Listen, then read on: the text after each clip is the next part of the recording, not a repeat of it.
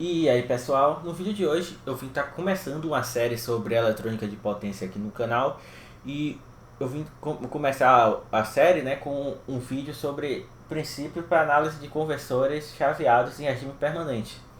E primeiro eu venho aqui trazer uma revisão sobre funcionamento de capacitores e indutores, né? Primeiro, para o indutor, a gente tem que saber que a tensão do indutor é dada pela indutância vezes a derivada da corrente no indutor em relação ao tempo e que há essa relação dual entre indutor e capacitor. Ou seja, para o capacitor a gente já tem que a corrente nele é igual a capacitância vezes a derivada temporal da tensão no capacitor. O próximo passo que eu vim falar aqui é sobre a operação em modo de condução contínua, né, que é chamado de CCM, e modo de condução descontínua, que é chamado de DCM. O que vai definir se um conversor chaveado opera em CCM ou DCM é a forma de onda da corrente do indutor. No caso que a gente tem um conversor operando em CCM, a gente vai ter que a corrente do indutor ela nunca chega a zero em um período de chaveamento, como é o caso dessa primeira forma de onda aqui. No máximo que a gente pode ter, que acontece no caso crítico, é quando você tem a corrente que ela é zero apenas em um instante de tempo, como é o caso dessa forma de onda vermelha, que aí seria o caso de condução crítica, que é comum a gente ver na literatura chamar esse caso, né, de CRM. Mas, sinceramente, a gente pode considerar o conversor operando tanto em CCM ou DCM para esse caso que as equações vão bater. E o último caso, né, que é quando o conversor opera em DCM. Nesse caso, a gente tem que a corrente no indutor de um conversor chaveado, ela vai ser nula durante parte do período de chaveamento. Ou seja, a gente começa tendo a parte crescente da corrente no indutor, depois a gente tem uma parte decrescente que vai a zero, ela fica a zero durante o período e volta a ter esse comportamento, né, nos próximos períodos de chaveamento. Então, galera, outro ponto importante para saber é que esse comportamento de corrente no indutor periódica ele só acontece em conversores chaveados, né, no regime permanente. Mas observe que nesse início da série a gente não vai abordar ainda sobre comportamento transitório de conversores. Então, sabendo, né, que o conversor opera com uma corrente de indutor periódica no regime permanente, eu trago aqui a definição de uma corrente periódica, né, que a corrente no instante de tempo t vai ser igual à corrente no instante de tempo t mais ts, em que ts é o período de chaveamento. E agora meu objetivo é calcular o valor médio, né, da tensão do indutor, V de L. Para quem não sabe, né, o valor médio ele é obtido você calculando a integral de um determinado sinal em um período e dividindo essa integral pelo próprio período, que nesse caso é o t de s. Como o VL, né, é igual a indutância vezes a derivada temporal da corrente, eu vou substituir aqui na integral. Vou tirar as constantes, né, de fora da integral. E observe que eu estou com a integral que é trivial de calcular, porque é um caso direto do teorema fundamental do cálculo, onde a gente tem uma integral de uma derivada. Logo, essa integral ela é simplesmente a corrente do indutor no instante t de s menos a corrente do indutor no instante zero. Só que observe, pela definição de sinal periódico, a corrente no instante zero é igual à corrente no instante ts.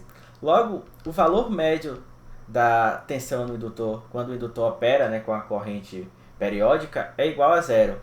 E como a gente tem essa relação dual entre indutor e capacitor, quando a gente tem um capacitor, né, que está operando com a tensão periódica, ele também vai ter valor médio, né, da corrente nele igual a zero.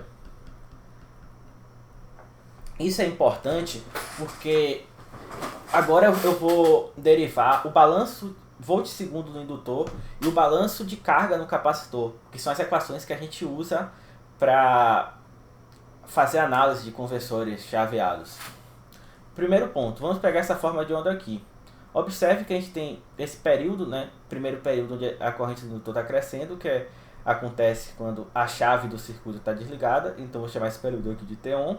e a gente tem esse segundo período onde a chave do circuito está aberta, que eu vou chamar de T-off.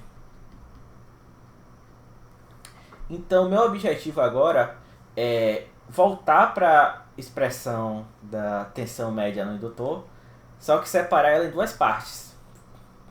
Ou seja, a gente vai ter um integral agora, a primeira parte, né? Eu vou pegar essa equação aqui de cima, só que agora eu vou separar a integral em duas partes.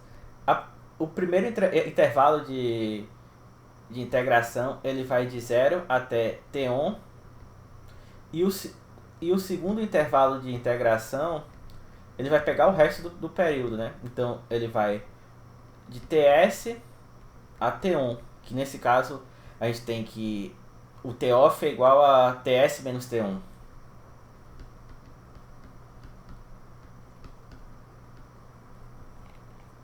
Consequentemente, eu vou ter que a tensão média no indutor, né, que vai ser igual a zero, ela é L sobre TS.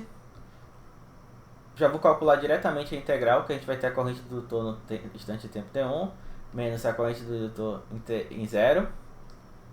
E aqui, a segunda integral, a gente vai ter a corrente do indutor no instante TS, menos a corrente do indutor no instante T1.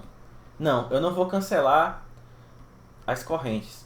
Eu vou criar a seguinte denominação. Eu vou chamar que a corrente no instante de tempo T1 é o delta IL1, e de forma análoga, né, eu vou chamar a corrente nesse instante de tempo T-off vai ser delta IL off.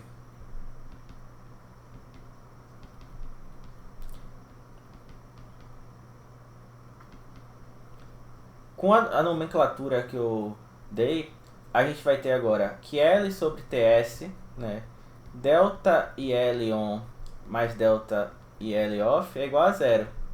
Só que observe uma coisa, para um produto de dois números reais ser igual a zero, a gente precisa que um desses números seja igual a zero. A gente sabe que a indutância não pode ser zero.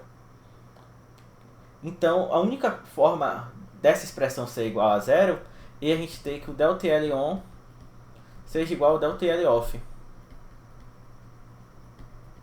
Essa expressão aqui, ela é chamada de balanço volt-segundo no indutor. E é a expressão que a gente usa para analisar indutor operando em modo de condução contínua, em CCM. Se fosse um caso de DCM, a gente ia ter o seguinte, a gente ia ter três estados topológicos. A gente ia ter esse primeiro estado T1, em que a gente tem a chave fechada, a gente tem esse segundo estado off, onde a gente tem a chave aberta, e a gente já tem um terceiro estado, que é o período em que o indutor não conduz corrente. Então, em DCM, a gente separaria, né, em três estados topológicos. A gente faria delta IL1, que é o primeiro estado, delta IL2, que é o segundo estado, e delta IL3, terceiro estado, igual a zero. Por fim, como eu já tinha falado, né, há essa relação dual entre capacitor e indutor. Então, tudo que vale para né, para corrente no indutor vale para tensão no capacitor e vice-versa. Dessa forma, a gente tem a segunda relação, que é chamada de balanço de carga no capacitor. Que a gente tem que, para um capacitor, no caso de um conversor operando em CCM, né, a gente tem que o delta VC1 mais o delta VC off vai ser igual a zero. Isso em modo de condução contínua. E em modo de condução descontínua, a gente tem que o delta VC1 mais o delta VC2 mais o delta VC3 também é igual a zero, caso a gente tenha um conversor operando em DCM. Então, por fim, eu vi falar sobre a aproximação de pequeno ripple em conversores chaveados. Eu já trouxe aqui um exemplo, né, já adiantando um exemplo de um conversor buck, e a gente vai analisar a forma de onda da saída de um conversor chaveado, que ele vai ser composto por um componente CC, né, que é o valor médio da tensão de saída. Eu estou chamando de V0, a figura chama aqui de V, e também uma componente CA, que representa o ripple da saída. Só que observe, a gente tem que o valor pico a pico desse ripple ele é muito menor do que o valor médio da tensão de saída.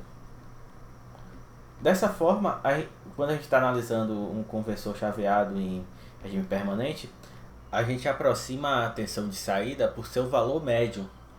E outro ponto importante para a gente falar, que a gente vai ver melhor nas próximas aulas, é que o valor do Ripple ele depende dessa capacitância, né, de saída. Quanto maior for essa capacitância de saída do conversor, menor vai ser o Ripple de saída.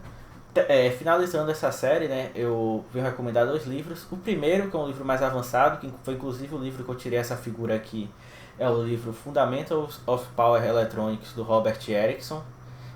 E o segundo livro, um livro mais básico, que foi o livro que eu usei quando eu peguei a matéria de eletrônica de potência na graduação, é o livro de eletrônica de potência do Daniel Hart, embora ele tenha alguns erros na tradução. Ainda assim, eu considero que é um livro muito bom para aprender o básico sobre eletrônica de potência. Então é isso, galera. Espero vocês nos próximos vídeos do canal.